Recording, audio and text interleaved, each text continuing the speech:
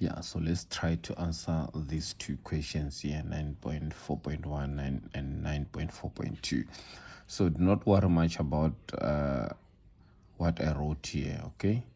Just that I was trying to answer these two questions without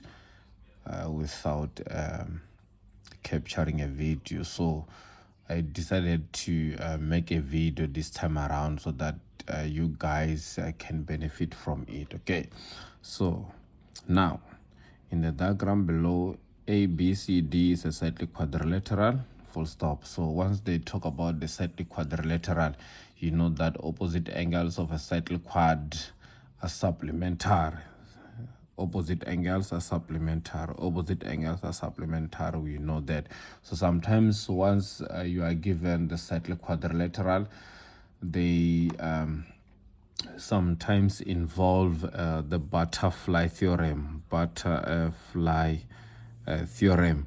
whereby you're going to have angles in the same segments. Okay, so let's try to answer this 9.4.1 that C3 it is equals to F. You need to prove this. Okay, so firstly here I wrote C3 which is equals to D1. I spoke about these angles in the same segments. Okay, so we were writing C3 is equals to D1 Y angles in same segments. Okay, so now since we have these two angles which are equal in this case, it means now we know that our BD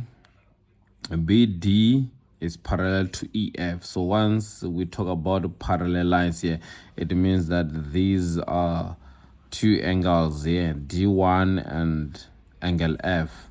D1 it is close to angle F. Why do you say this? It is because of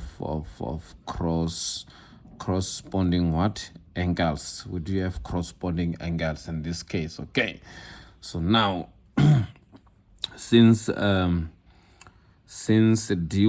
it is close to angle F, and then we know that D1 is close to C3, therefore we conclude by saying C3 it is close to angle F. Okay, so there's no reason for writing this because we proved that C3 is close to D1 and D1 is close to angle F, so we can replace this D1 by C3 because they are equal. So let's move to 9.4.2. With 9.4.2 we need to prove that this angle ACF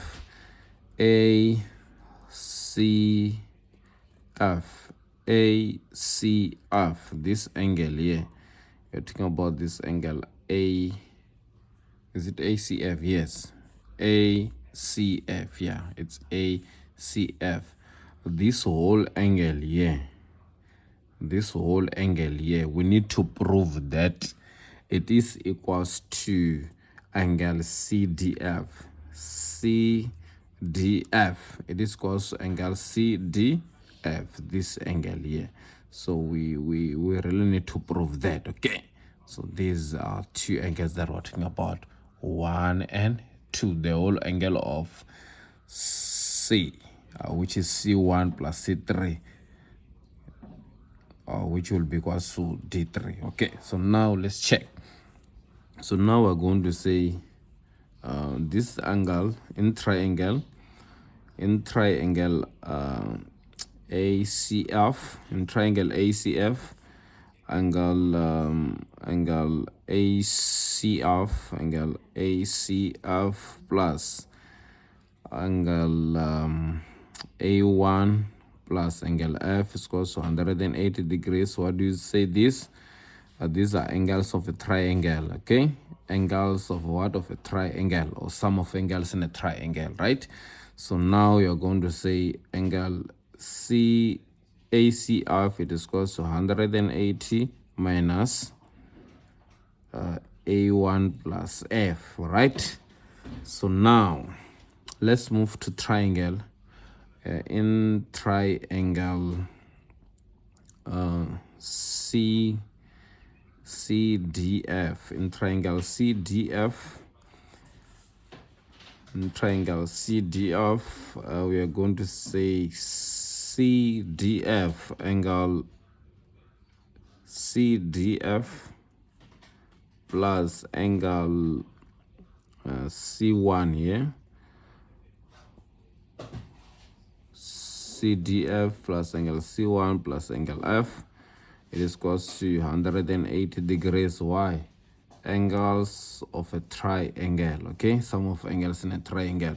So you make CDF the subject of the formula, so it will be 180 minus angle C1 plus F, right? So now from this point here, you know that our angle C1,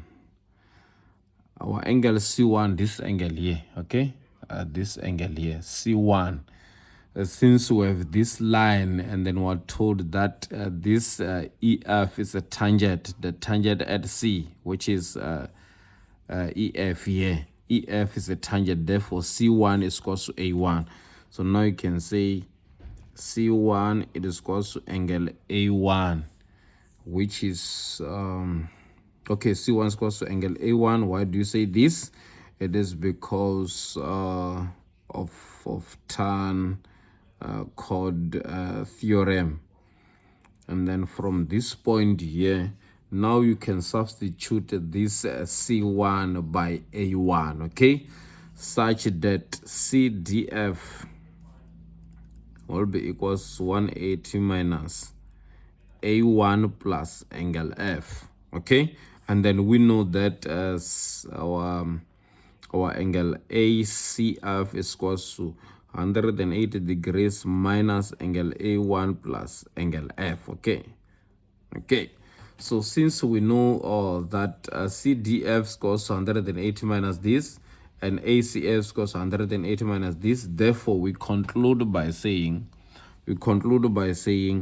our angle ACF, it is equals to CDF. Therefore you are done.